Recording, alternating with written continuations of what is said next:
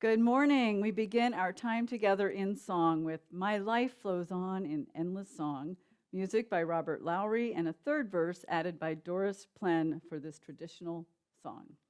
Please make sure your microphone is muted and sing along enthusiastically to welcome this new day that looks much sunnier than we've had the last couple. Thank you. Let's sing.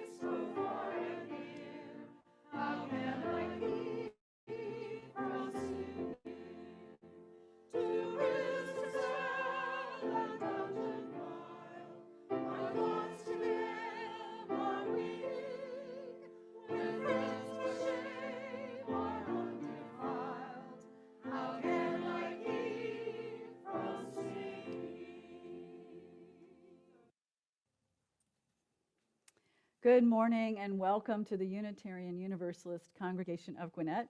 My name is Jan Taddeo. My pronouns are she, hers, and hers, and it is my great joy and tremendous privilege to serve our faith as the minister of this congregation. I am so glad, especially glad, we can be together this morning. This is my last Sunday with you until March 13th, as my sabbatical begins tomorrow. You are in really good hands while I'm away, and I will miss you terribly.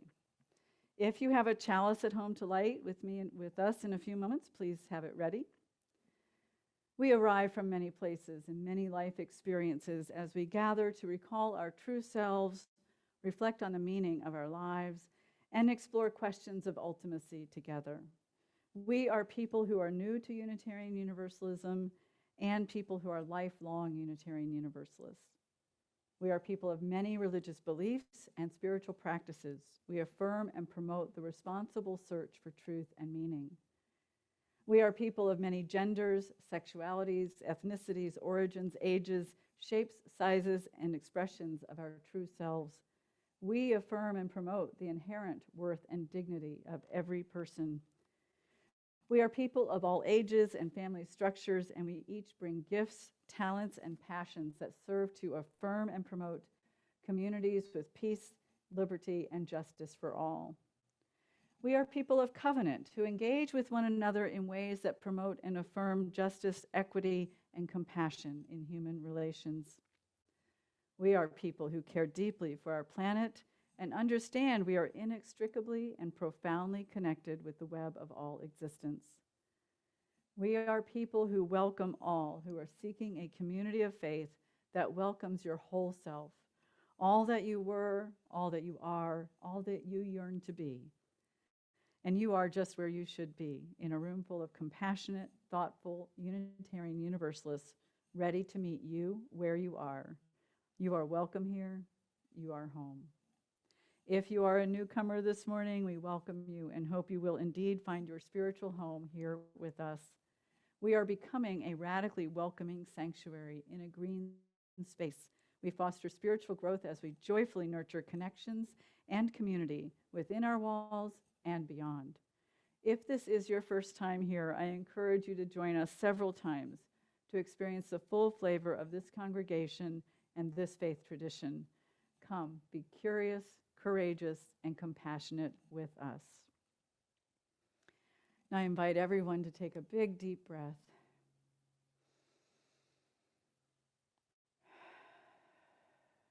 And bring your whole self to this precious time we have set aside to be together this week.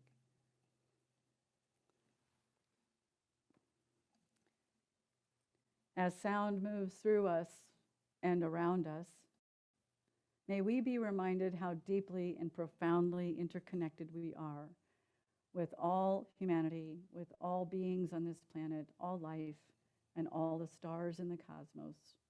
We are one.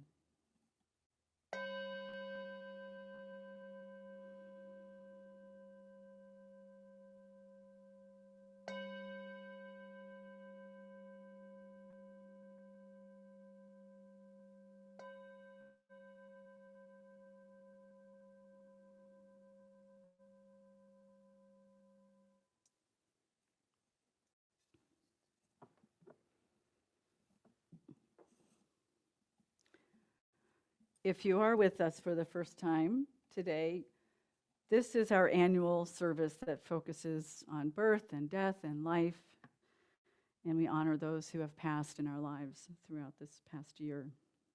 We begin with these words from Thich Nhat Hanh called Birth and Death. During many lifetimes, birth and death are present, giving rise to birth and death. The moment the notion of birth and death arises, birth and death are there. As soon as the notion of birth and death dies, real life is born. We light our chalice with these words from Deborah Burrell, a flame to light our path. Fire consumes and casts a bright light. May our chalice flame consume our regrets for the past, our fears about the future, and our worries about today. May it light for us a path of joy and peace.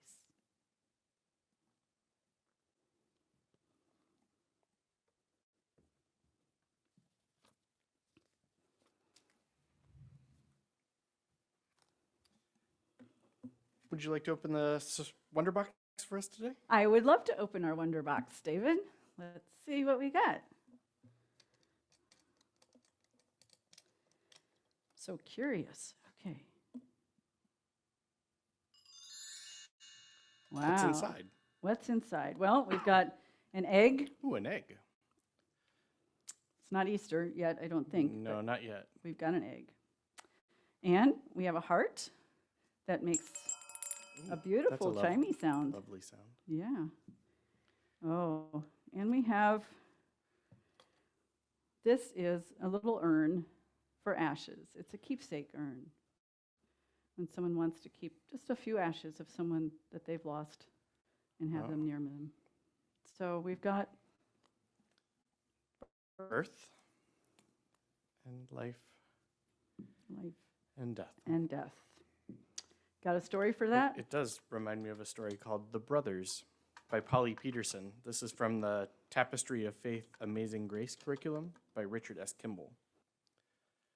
Once there was, and twice there wasn't, two old brothers who were inseparable travelers. One was named Life, the other Death. One time, after journeying across a desert, they came to a refreshing green oasis where they were greeted by the spring keeper.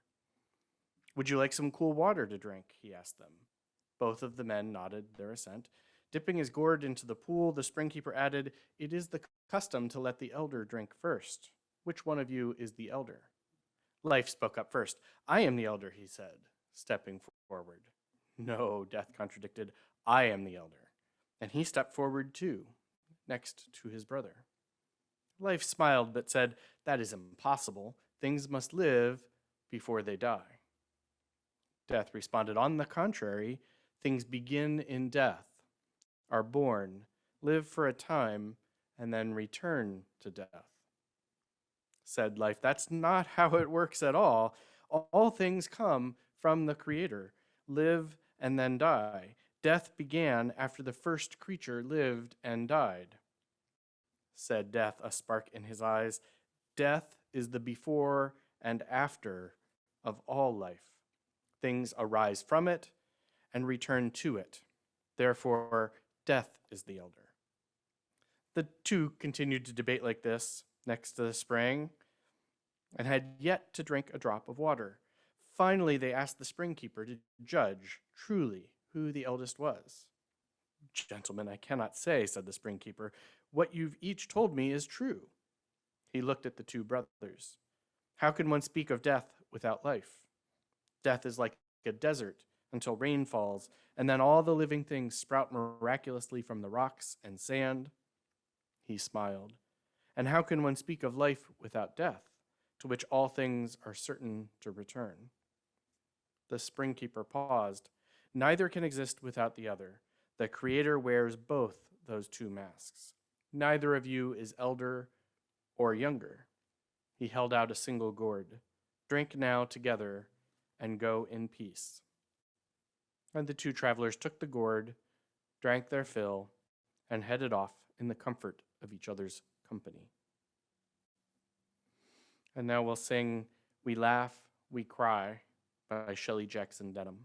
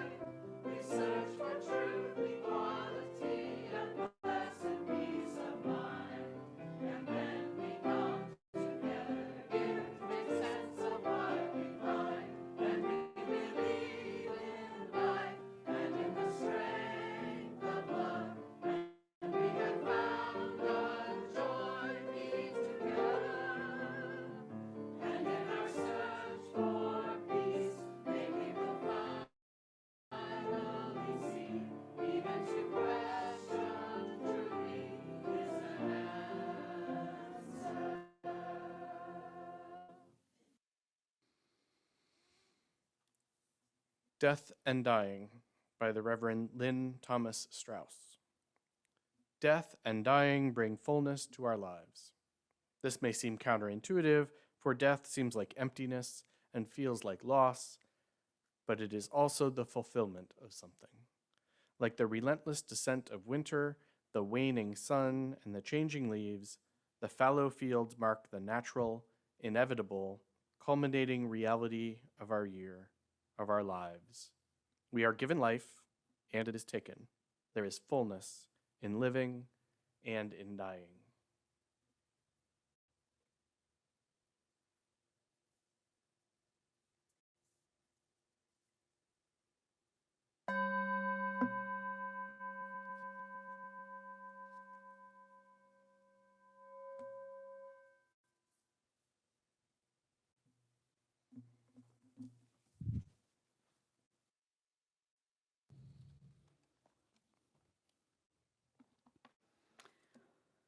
So, reading from Miriam Renault with Sydney Renault Eberly. I was helping my 5-year-old daughter, Sydney, brush her teeth one morning when she informed me that after I died, she would talk to me in heaven. Given my perfect state of health, I was startled by this unexpected turn in our conversation.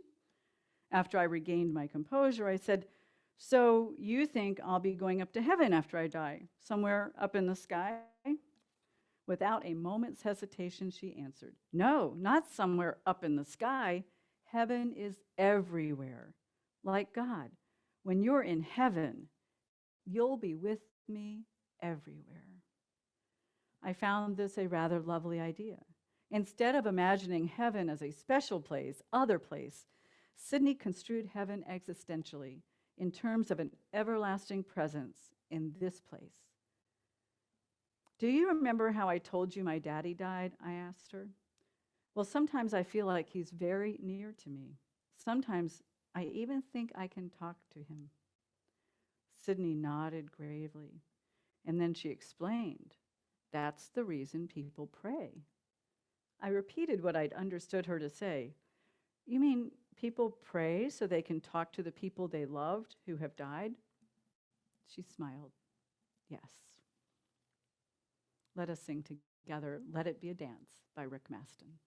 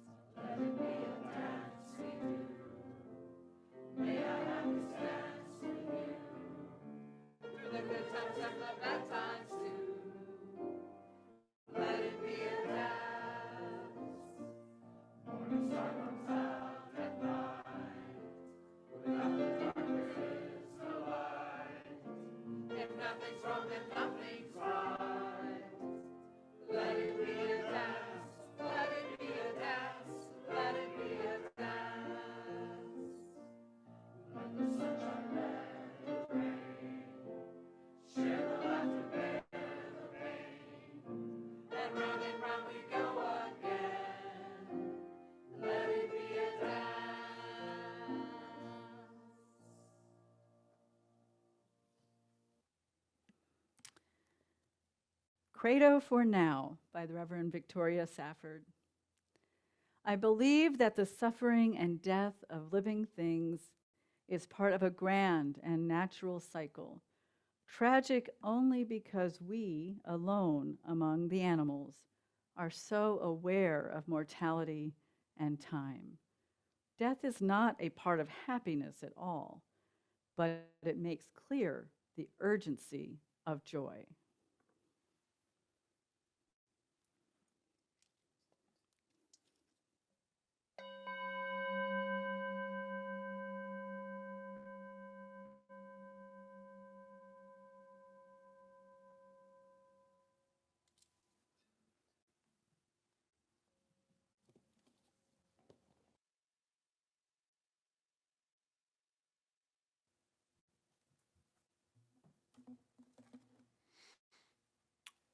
All is dukkha by the Reverend Elizabeth Tarbox. All is dukkha, say the Buddhists. I am told that dukkha is hard to translate. It means literally suffering, but the feeling of dukkha is closer to impermanence. Impermanence is central to the Buddhist path to nirvana, or enlightenment. Dukkha, all is impermanence, nothing lasts. I thought of that yesterday while watching leaves come down in a shower and inhaling the smell of rotting leaves returning to the earth. Leaf to humus and back to earth to nourish the roots of the mother tree. The crows crying as the leaves fall and their nests are exposed. Dukkha. All is impermanence. Life goes by and people who were with us last year at this time have died. All souls pass on. All is dukkha. Nothing lasts. The Buddhist path to enlightenment is understanding, accepting impermanence to the point where we no longer struggle against it.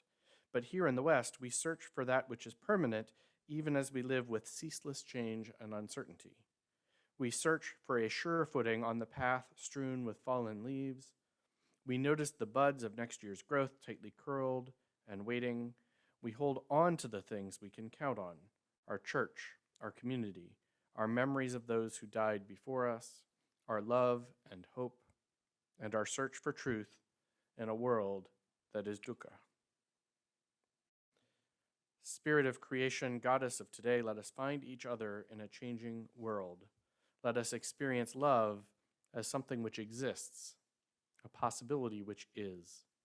Let us know that we are alive and being renewed miraculously each second, that the impermanence gives to life its freshness and surprise, that our memories of yesterday and our expectations of tomorrow make now a cherished, precious, eternal moment.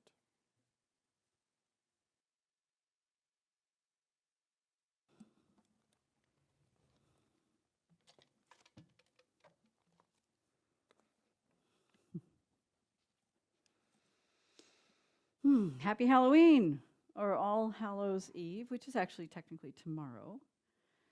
Samhain, time in our cycle of life, of the earth, it's turning, that we are theoretically, and I love the idea, and I believe so, that the veil between life and death is thinnest in this time. And many traditions hold to this. I mean, this all began with the Druids and was taken up as All Hallows Eve by the Catholics, and then it's eventually became what we know as Halloween. And of course, in many cultures, Dia de los Muertos is an important time. And this is just a really interesting time in our Earth movement. Many people have died in the past year. Since I started tracking deaths due to the pandemic, which was, I started that in early March, mid-March, I guess, of 2020. And last March of 2021, we had a ritual to honor all who had died so far. And I'm sad to say that that number has almost doubled since this March. We are at 4,994,588 deaths around the globe, and 15% of those are here in the United States. I imagine our earth as this pulsing orb of trauma from so much loss, so much fear, so much death.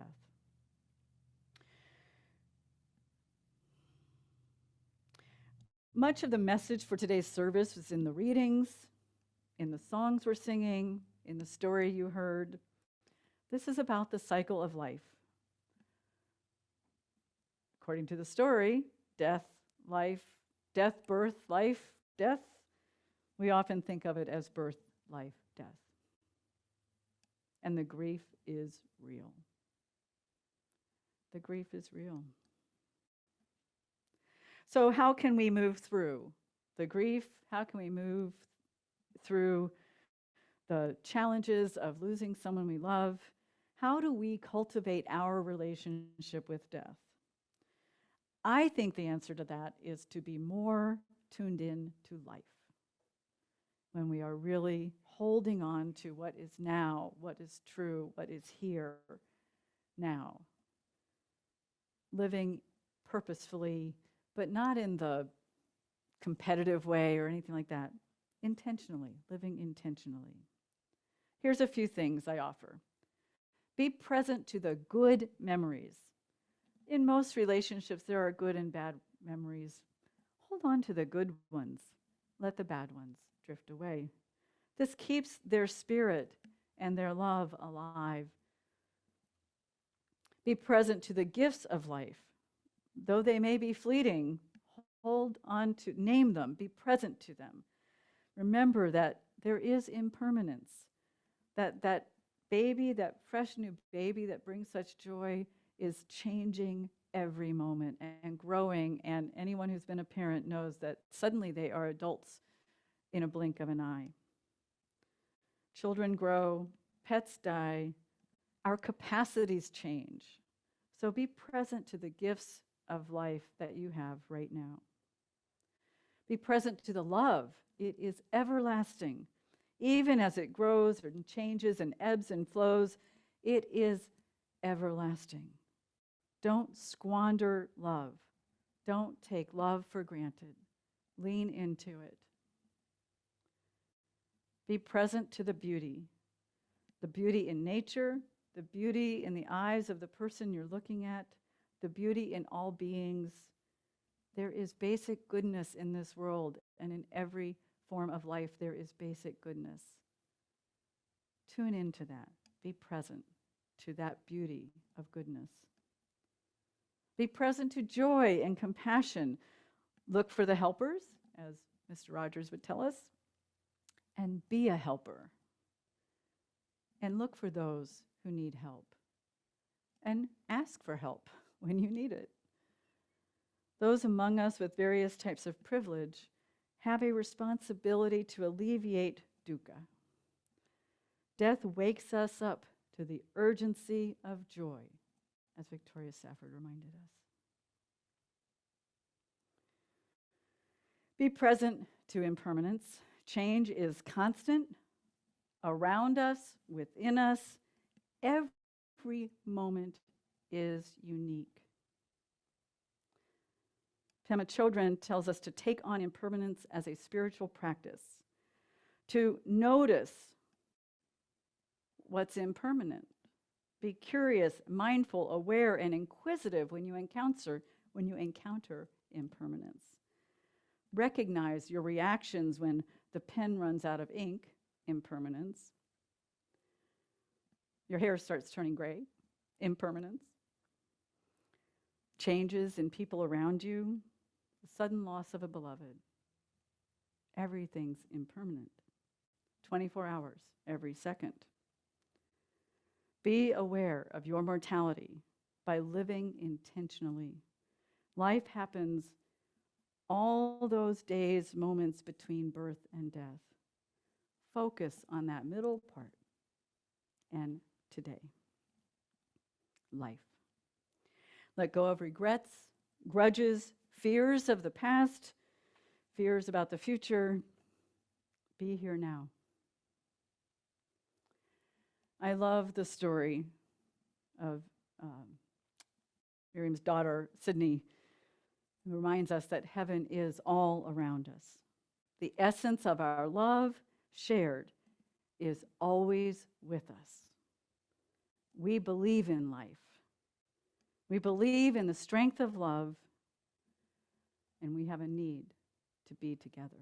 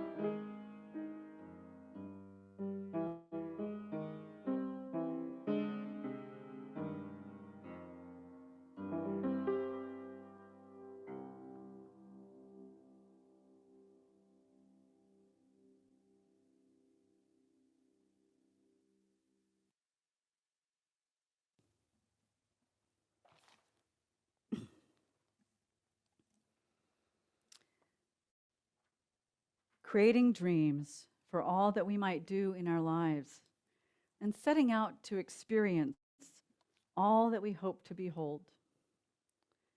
Sharing the stories of things we've done, the heirlooms we've accumulated, the historical events we've witnessed.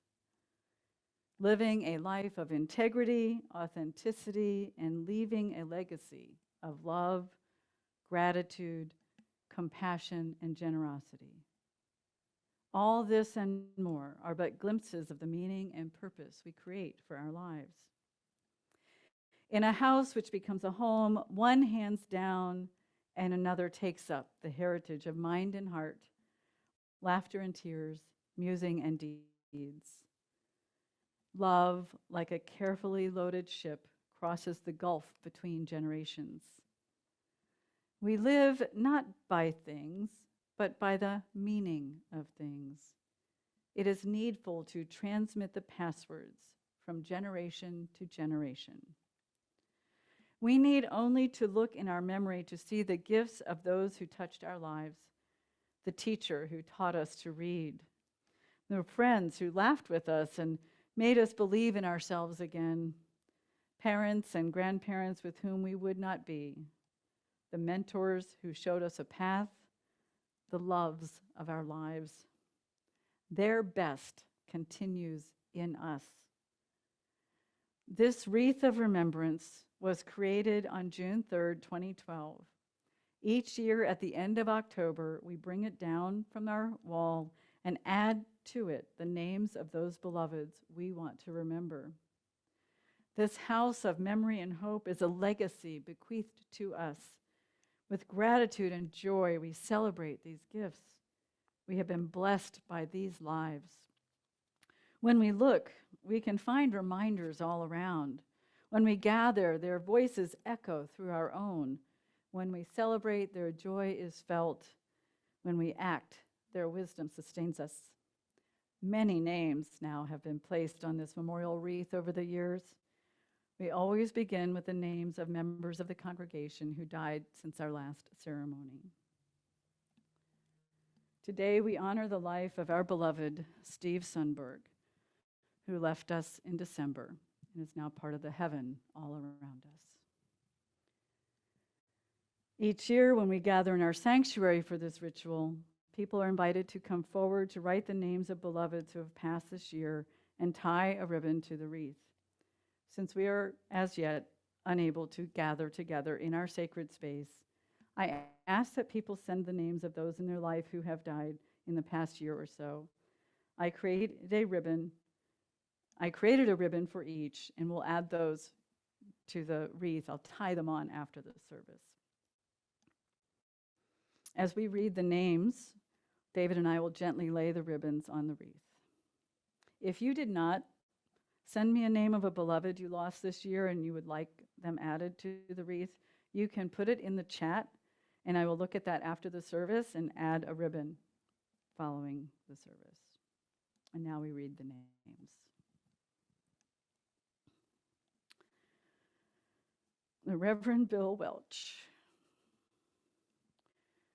Warren Lee Jones. Shirley Cretilla. Dina Peterson Requelma. Jerry Grinelli. Kiki Eglinton. Reverend Paul Daniels. John Judson. Reverend Chester McCall. Joanne Stout. Reba Heyman. Jeff Easton. Ann Alexander. Kimmy. The Reverend Hope Johnson.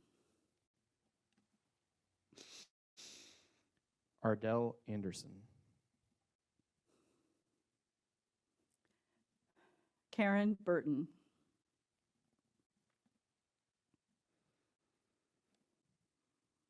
Howard Dietz. Eric Steinberg. Buddy Linthicum. Michael Wright. Nancy Halleck. Mary Lee Birmingham. Alberto Barrios. In our pronunciations. Marie Ganjemi. Mike Vicari. Nancy Scruggs. Earl. Earl spent a lot of time in this room. Rachel Horton.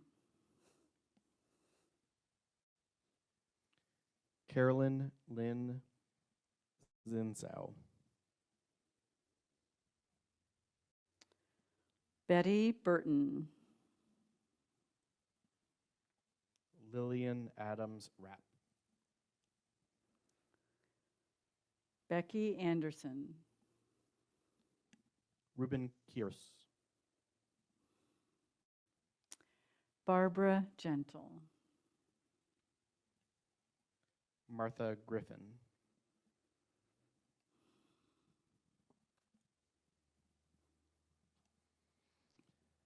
The Reverend David Eaton wrote, "All living substance, all substance of energy, being, and purpose are united and share the same destiny. All people, those we love and those we know not of are united and share the same destiny. Birth to death, we share this unity with the sun, earth, flowers of the field, snowflakes, volcanoes, and moonbeams. Birth, life, death, unknown, known, unknown. Our destiny, from unknown to unknown.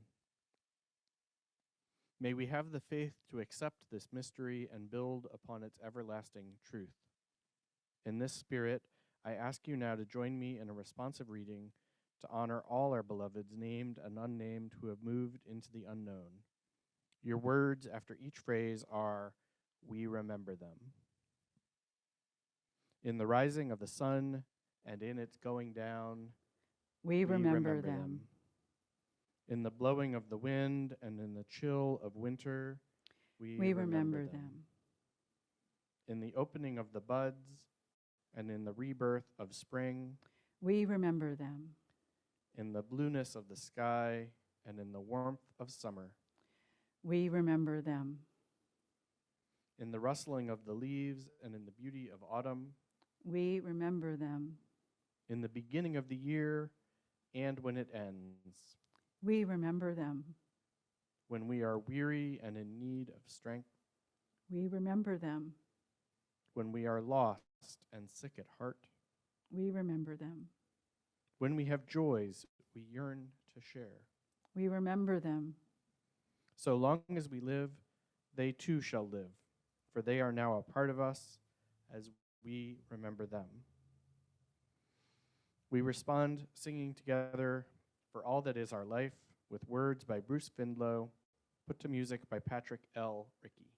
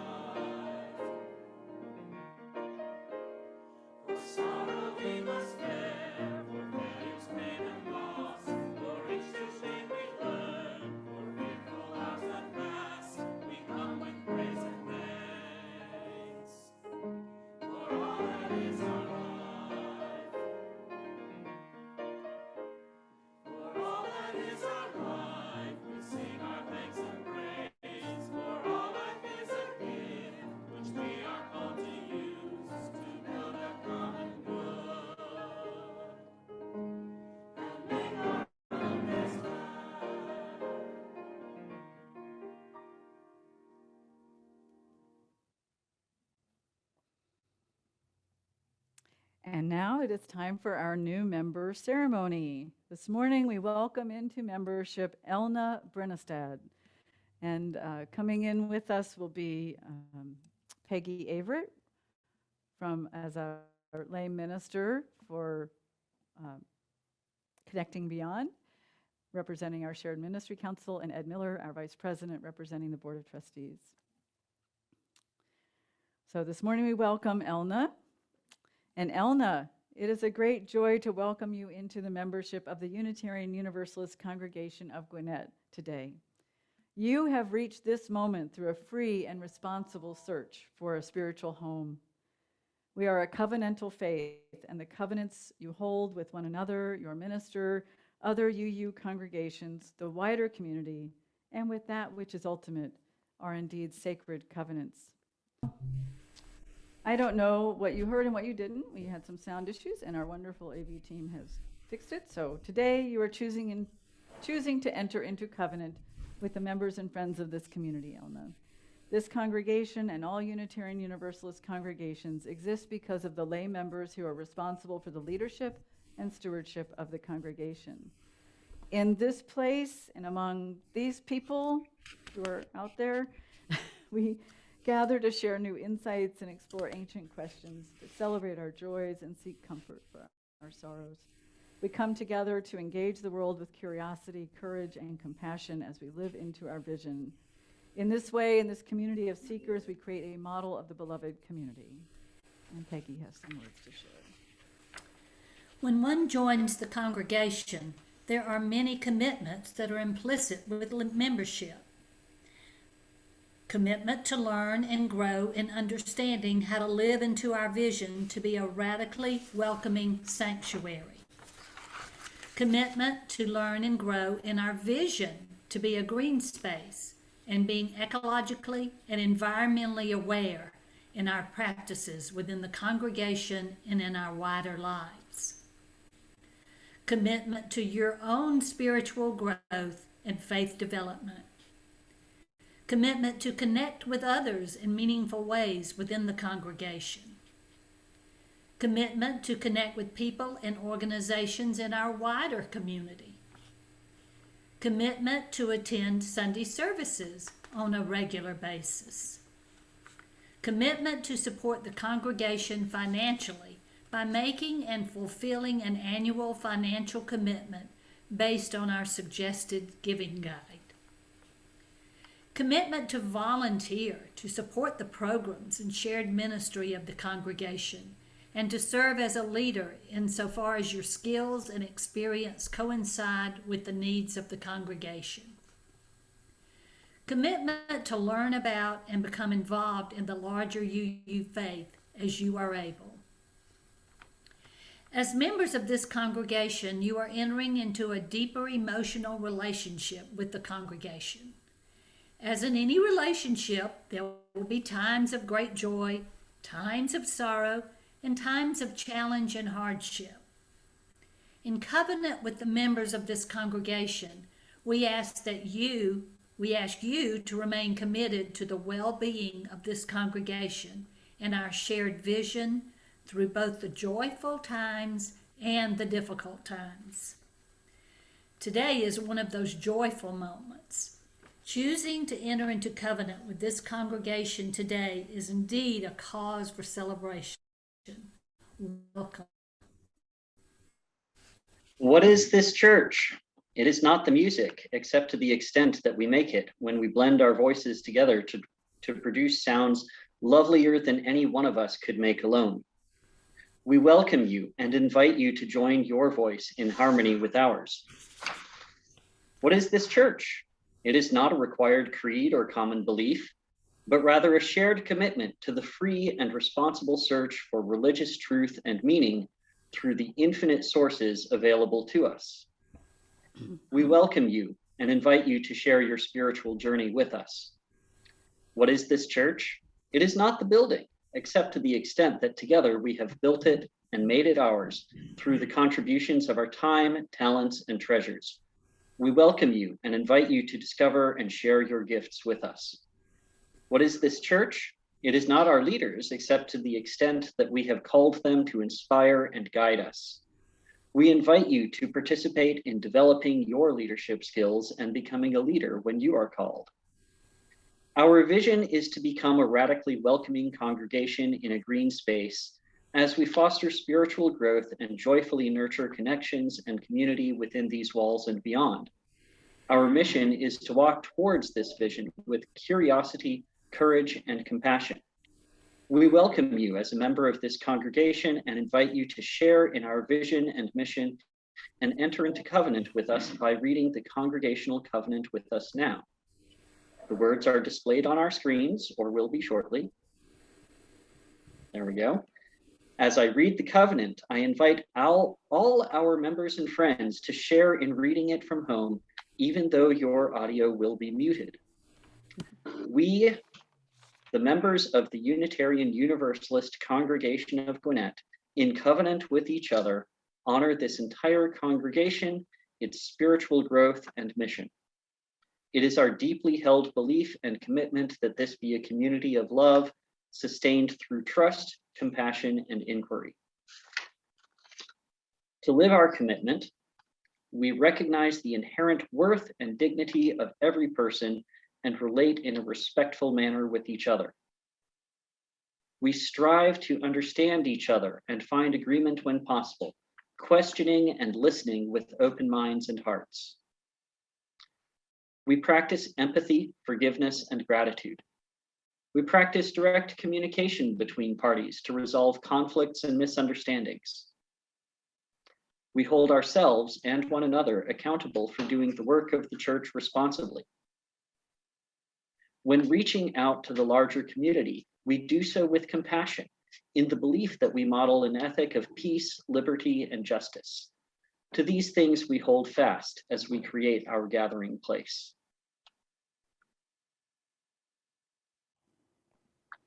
Elna, I have written your name into our official record of membership, this book that includes the names of all who have joined our congregation since our founding in 1981. When we are together again in person, we will invite you to sign your name in the book. In the meantime, we welcome you with open hearts and open arms, ready to hug you when we can. So glad you're with us.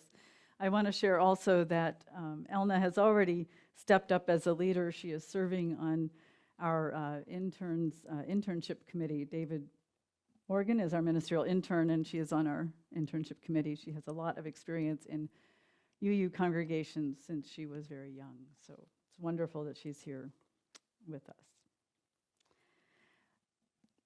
And now it's our time to say goodbye to you all. Thank you, Ed and Peggy and Elna. So glad you're with us.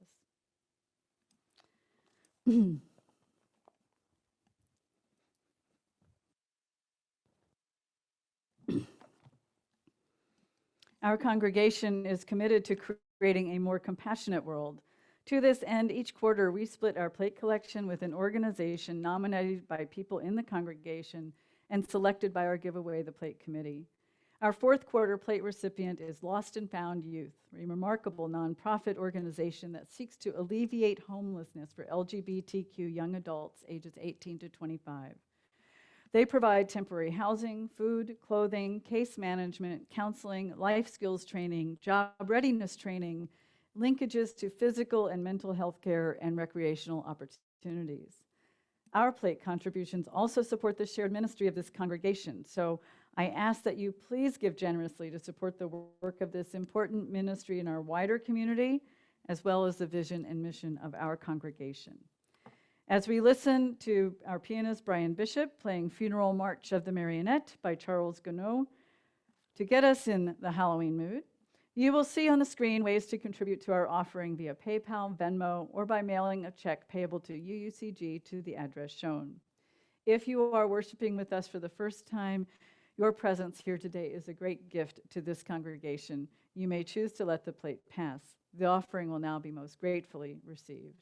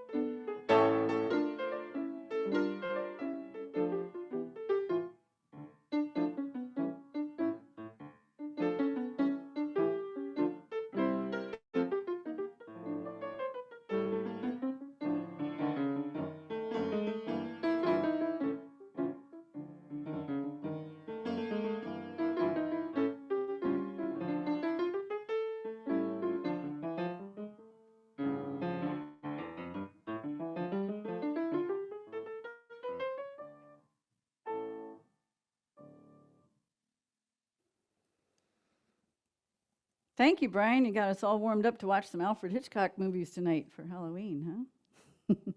May the generous gifts we received this week move us towards realizing our vision of a more connected and compassionate world. And, well, join me in offering gratitude this morning for each other, for each and all of the members and friends of this congregation, and especially all who continue to engage, support, care, contribute, reach out to those who maybe aren't as plugged in, to do what is needed to keep our congregation strong and vital during this pandemic. It takes each and all of our members and friends to hold us together and care for one another. Thank you to all of you who keep showing up, our long haul folks. David and I are very grateful for our tech team. Barry Heath is serving as our Zoom manager with Barbara there just to make him feel a little more confident, but he's got this. And Russ Taddeo helped a bit this morning, but he's off to take care of an errand. And Justin Miller and Dan Kelly got this together. They are here. They've got our video and sound down, and they're great. And thank you all so much for your tremendous, generous gifts of time, energy, and inspiration. I know that our worship services are in good hands while I'm away. Yeah. Your turn, David.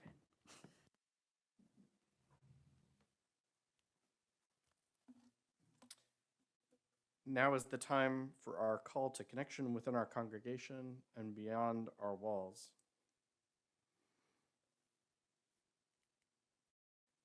Are you new to our congregation? Sign up for our weekly e-news and monthly newsletter and check the website for more information. We post the services on our YouTube channel, so you can check that out. We're still a little behind, but we will have those posted as we go. The 2022 pledge drive is ongoing. If you've not yet made a pledge to contribute, please do so today. The link can be accessed on the homepage of our website or by using the Give button on the top right corner of the home page. Not knowing what twists and turns in the pandemic lay ahead, we are optimistically planning for a mostly in-person year in 2022, and we will need to see significant increases in pledges to support our programs and our property. If you're looking for a way to be of service, this congregation has continued to be very generous to the students and parents of Corley Elementary School. The school has no PTA, and we will fill in and support the families several times a year. The drive for gift cards begins on November 1st and ends on November 28th. Corley counselors are requesting gift cards from Walmart and Aldi. We suggest $10, $15, $20, or $25 gift cards. Funds of any amount can be pooled, and UUCG will purchase the cards. You can send a check to UUCG with Corley gift cards in the memo area, or you can make a contribution using Venmo or PayPal using the links on our website. Last year, we collected over $1,300, so let's see if we can match or increase that amount this year. There's food collection for the Lawrenceville Cooperative Ministry on the first Sundays. You can drop those contributions off here between 2 and 4. And the UU Ministry for Earth and Green Team event is coming up on November the 7th at 1 p.m. and November the 12th at 7:30 p.m. We'll be watching the Condor and the Eagle. Indigenous environmental leaders embark on an extraordinary transcontinental adventure from the boreal forest to deep into the heart of the Amazonian jungle to unite the peoples of North and South America and deepen the meaning of climate justice. The Condor and the Eagle documentary offers a glimpse into a developing spiritual renaissance as they film 4 protagonists learn from each other's long legacy of resistance to colonialism and its extractive economy. Their path through the jungle takes them on an unexpectedly challenging and liberating journey which will forever change their attachment to the earth and one another. And you can engage your search for truth, meaning, and spiritual growth through our faith development programs. POP, the parents of preschoolers, you need to register to get the meeting times. And then for our elementary age religious exploration is on the first and third Sundays at 12:30, and teens and adults are at 10 a.m. on Sundays. Note that as the COVID vaccine becomes available for younger children, if you are comfortable doing so, please let Christiana McQueen know if your children are vaccinated, as this will be helpful to know as the board and staff consider in-person programs when the risk level is lower. Names will stay confidential. And then there are faith development resources for all ages to engage your own search for truth and meaning. We have regular, excuse me, we have regular opportunities to connect. Faith development is at 10, belief exploration,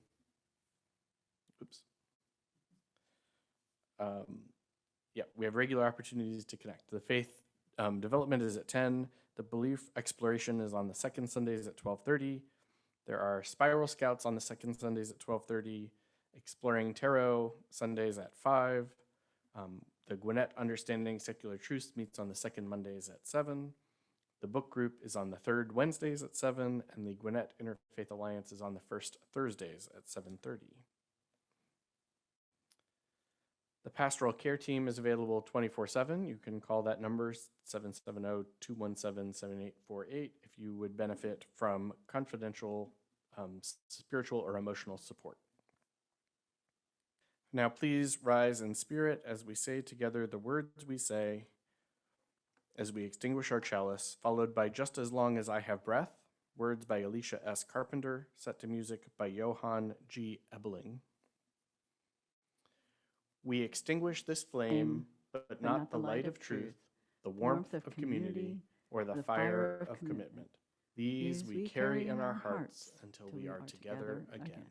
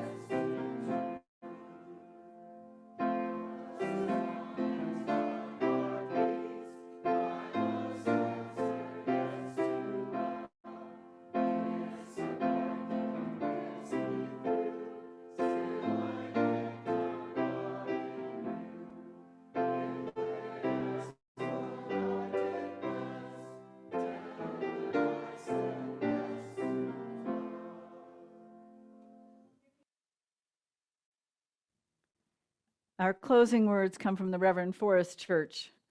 Jesus was right. Whatever happens to us after we die, life doesn't end in oblivion. It continues in love, our own love, once given, everlasting. Read an obituary unadorned by pretense, and your eyes will tell you what your heart already knows.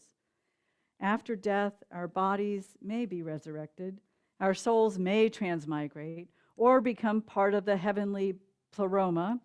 We may join our loved ones in heaven, or we may return the constituent parts of our being to the earth from which it came and rest in eternal peace.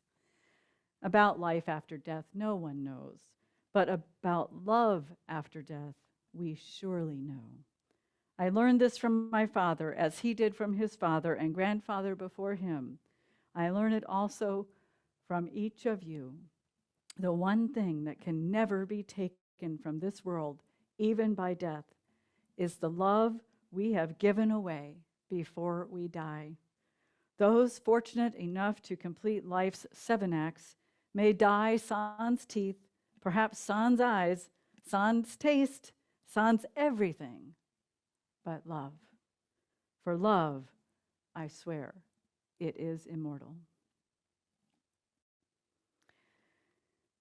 Our service has ended, and now our service to one another and our wider communities begins. Perhaps it begins tonight with handing out candy and stuff to children who come trying to scare us and threatening us with tricks.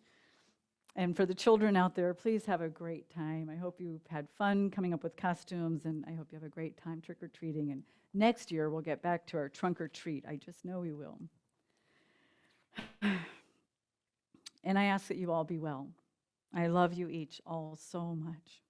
Tomorrow, I begin 4 months of sabbatical time, and I am so grateful for this congregation's commitment to my health and well-being that allows me to take this precious time for rest, renewal, and deeper study. I will use it wisely, and I will miss you. And you are in really, really good hands while I'm away.